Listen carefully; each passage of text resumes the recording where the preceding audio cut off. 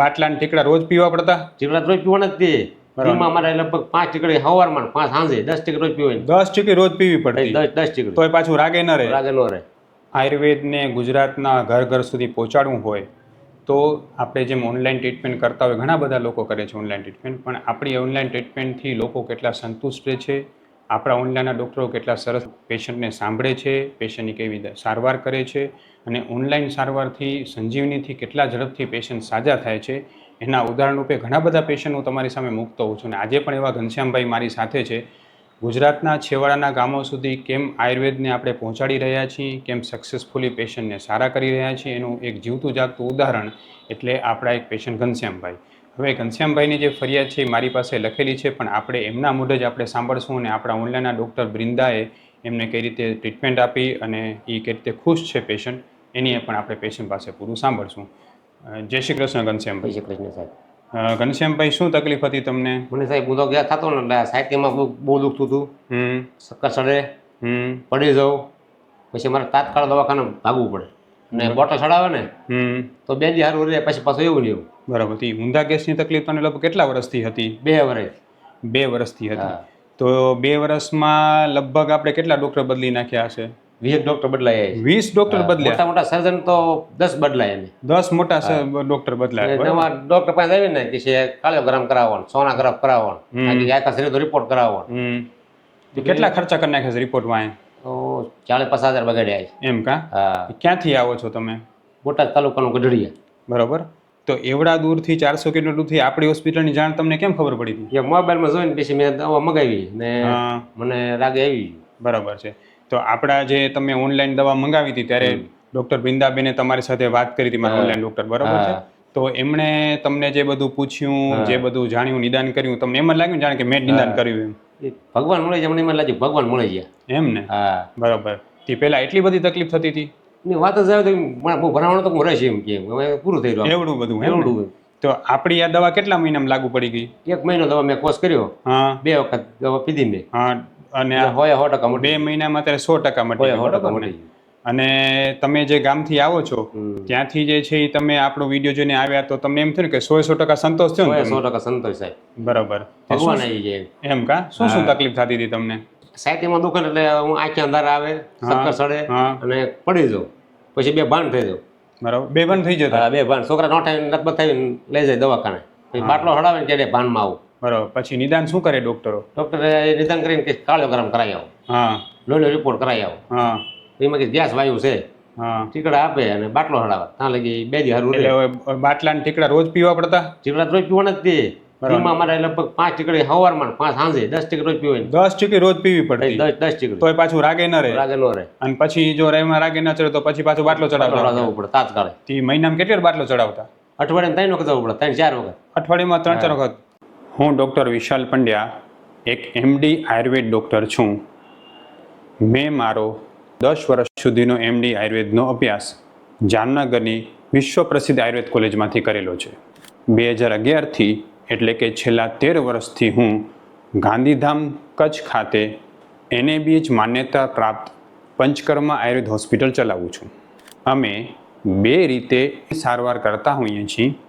સૌથી પહેલાં તો કચ્છ કે એની આસપાસના દર્દીઓએ હોસ્પિટલમાં રૂબરૂ બતાવવા માટે આવવું, અને બીજું કચ્છથી દૂર રહેતા દર્દીઓ માટે ઘર બેઠા ઓનલાઈન દવા પણ મંગાવી શકે છે.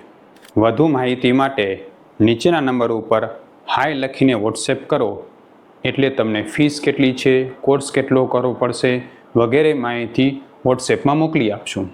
તમે જુઓ, પેશન્ટની આપણે પીડા જોઈ શકીએ છીએ કે પેશન્ટ જે છે અઠવાડિયામાં 3-4 વખત જે છે એ પાઇન્ટ ચડાવતા, પેશન્ટને જે છે એ રોજની 10 ગોળી ગળવી પડતી, અને ખર્ચો તો કાંઈ નક્કી જ નહીં. અને પાછું તકલીફ તો એ નહીં. પાછી તકલીફ એ નહીં, બીજા ધ્યાન રાખવાનું તે જવું જ પડશે. ખાલી છાડવા મળે ને એટલે ભાગવા મળવાનું. આપણે દવાખાના પૂગ્યું ના ન પૂગ્યું એમ એવડી બીક લાગી હતી. હા, એમ કે વયા જશું એમ. ખાલી છાડવા મળે સાઈડમાં પૂગ્યા ના કરે જય ભગવાને એમ. કા એટલી બધી બીક લાગે. આંખે અંધારા મંડે આવવા, પરસેવો મંડે વળવા, અને કેમ દબાણ થતું હોય એમ જ થવા મળે. બરાબર છે. પછી તમે જ્યારે આપણા ડૉક્ટર સાથે વાત કરતા તો એમને નિદાનમાં બધું શું શું તમને બધું પૂછતા? પછી પહેલા વખત મેં વાત કરી ને બેન સાથે, એટલે મને ખબર નથી મેં શું કીધું એમ, કારણ કે મારો મગજ જ તો કામ કરતો સાહેબ. હા, પછી બીજી વખતે બધું નિદાન પાછું બરોબર કર્યું? હા, બીજી વખતે મેં કોઈ એમને જવાબ દીધો, મને કીધું એટલું ટકા રાગે આવ્યું ને તમારે કીધું હું બોલું લખો કીધું. હા, પછી મને બધું કઈ મગજ છેડ થયો. પહેલી વખત અમારે દવાનો કોર્સ પૂરો પડ્યો ને, હા, પછી મને 90% પહેલી વખત જ રાજી કે પડી ગઈ દવા? પહેલી વખત મારે 90% જેવો ફેર પડી એમ કા? તો તમે વિચાર કરો, તમે 2-3 વર્ષથી તકલીફ હેરાન હતા, 20 ડોક્ટર બધા અલગ અલગ, બરોબર છે, લગભગ કેટલાય બધા રિપોર્ટ કરી નાખ્યા હશે, બરોબર? કે છૂટ કે બરી 10 ગોળી ખાવી પડતી રોજની, અઠવાડિયે 3 વાર બાટલા ચડાવવા પડતા, એ બધી તકલીફ એટલી બધી હતી ને, એમાં જેટલું દવા કોઈ લાગુ નહોતી પડતી એટલી આપણી આ દવાથી 1 મહિનાથી આ દવામાં ચાલુ કરી ને, બંધ કરીને 10 જમણ જેવું થયું, 15 દવા આવ્યા. હા, હજી લગન આપણે દવા તકલીફ નથી પડી, બરોબર? અને ઓલી બધી દવાઓ છૂટી ગઈ ને બધી? છૂટી ગઈ, બરોબર. કેટલા રાજી છો તમે? હોય 100% સાહેબ. હા, એટલે સાહેબ મળવા એક ના થાય સાહેબ જવું રૂબરૂ કીધું આપણે, બરોબર, એમની મુલાકાત થાય ને. હા, તમને કોઈ દી એવો વિશ્વાસ હતો કે આપણી જલ્દી ફરક પડી જશે? નતો વિશ્વાસ. એમ થતું કા કે બાટલા ખડાવવાનું મળતું એમ કે આ દેશી દવા શું મટે એમ થાય ને આપણને. હા, બરોબર. અને આપણે તો વિશ્વાસ બેઠો કે આમાં મટી જાય ને જ જાય. હા, તમારા જેવા જે છે દર્દી કેટલાય બધા એવા હશે કે જે તમને સાંભળતા હશે, તમારા બાજુના ગામના હશે, કેટલા બધા હેરાન થતા હશે બિચારા. કેટલાને સાહેબ કહું છું કે મેં ના જાવ, અમારા ગામમાં એવા કેટલાય રીબાય કે ના જાવ. બરોબર. અને તમને એમ વિશ્વાસ થઈ ગયો ને કે તમે મને મળ્યા ઓનલાઈન ને ઓનલાઈન દવા કરે, બે એક જેવી છે ને દવા, વિશ્વાસ થઈ ગયો ને કે ના સાહેબ જેટલી સારી દવા થાય છે ઓનલાઈન જાય ફરી જાય. ગમે બધું હોય તો મોટી જાય. બરાબર. પછી મને સાહેબ હું તો આ ટીકડા બહુ પીધો ને એટલે મસાની અસર થઈ ગઈ, એ આપણી દવાથી મટી ગઈ, બધું મટી ગયું. બરાબર. પ્રથમ પ્રથમ એ બળતરા ત્રીજા દિવસ મટી ગઈ. ત્રીજા દિવસ મેં દવા પીધી ને 3 દિવસ 3 દિવસથી દવા લાગુ પડે, 3 દિવસ લાગુ ટીકડા બધા છૂટી ગયા, બધા છૂટી ગયા. નકર મને બળતરા થવા મળે, ટીકડા બહુ પીધા ને એટલે ગરમીની પછી બળતરા થવા મળે. પછી તમે આપણી દવા કરતા તો પેટમાં ઠંડક થઈ ગઈ, બરાબર? આમ બાકી દવા તમને બહુ ગરમ પડતી, આપણી દવા ક્યારે ગરમ પડી? કોઈ દિન અરે પેટ કરી નાખ્યું, આ મારું રૂહ જેવું પોસું એમ ને? હા, નકર તો આપણે પેટમાં કઈ ગીરી જેવું કેમ હોય, ગેસ હોય, ઘોડે બીક લાગે.